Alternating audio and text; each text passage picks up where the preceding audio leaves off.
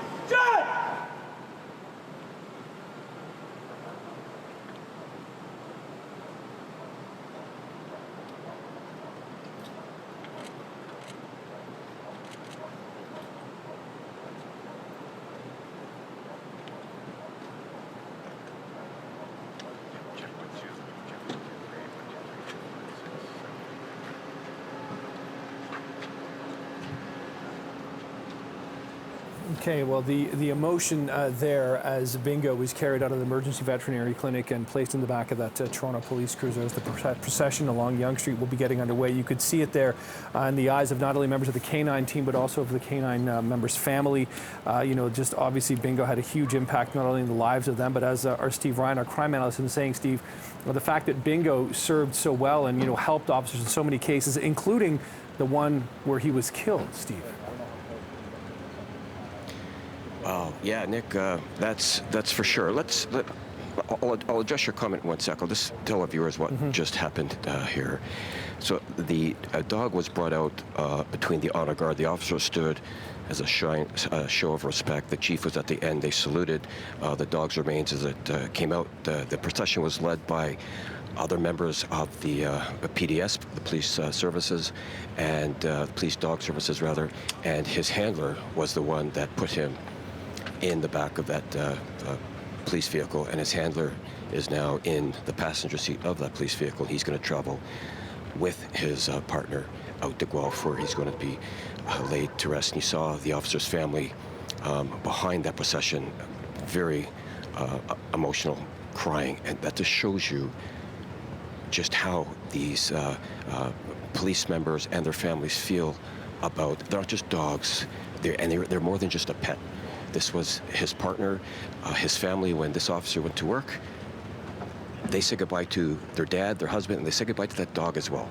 And they felt confident in the fact that that dog was going to take care of their father, their husband, and they knew that that husband, that father was going to take care of that dog.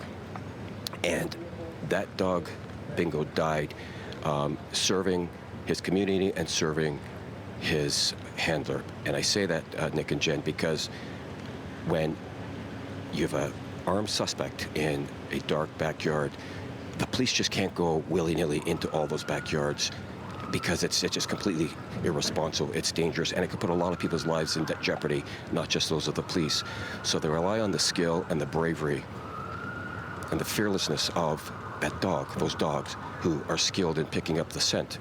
And that dog went into that dark backyard knowing full well that that scent that he was tracking was trapped in there, and the officer followed behind. And if that dog did not, if Bingo did not take that shot from that 44-year-old suspect, that shot was coming for the officer next, because let's not forget that 44-year-old suspect fled an apartment complex on Dixon Road because he knew he was wanted for second-degree murder, and the officers were there to arrest him for second-degree murder. And according to the SIU, who I spoke with yesterday, that suspect shot at those officers who were going to arrest him. So he was going to shoot at them again. He just happened to miss.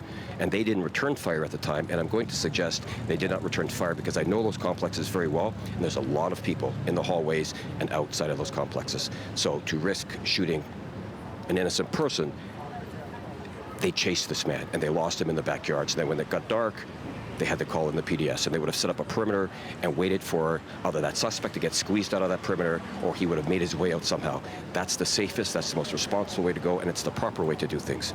And this worked exactly the way the procedures say it does, with the exception of Bingo losing his life. But that dog lost his life, and he saved the life, if not serious bodily harm, to his partner, who was going to be, when those dogs go into a place like that, their handlers are not too far behind, but they are behind. The dog leads them in. So it was the fact that Bingo took that bullet that the officer was able to get his gun out and return fire. And this dog's a hero, and you could just see by the emotion in everybody's face. It's a sad day. It's a sad day for me here reporting on this for you all. And just imagine how they all feel. And I'll tell you something else before I throw it back to you. All police officers, whether they're in PDS or not, have a tremendous respect for those animals and for the horses are just over to my right. And I'll tell you why. When you're a police officer and you cry for help, you call for help, you know that not only are the other human officers coming to help you, you know that those four-legged guys, they're coming through that door as well. So whether you're a dog lover or not, when you walk past a police dog officer, a PDS officer, or that dog in those vehicles, you always stop and you acknowledge that dog, because that dog is your friend, and that dog could be your lifesaver. And that's what we saw yesterday. Tremendous respect by every officer, animal lover or not, for all of those dogs, for all of those horses, and you saw why. That's it. Back to you guys. Really appreciate you breaking that down for us like that, Steve. It really helps really put into context what we're witnessing here. Like you said, you know, animal lovers or not, you can understand why so many members of Toronto Police and the Canine Unit would be there, you know, this morning as we sort of remember and honor Bingo as the procession has now begun through the streets of Toronto on the way to Guelph.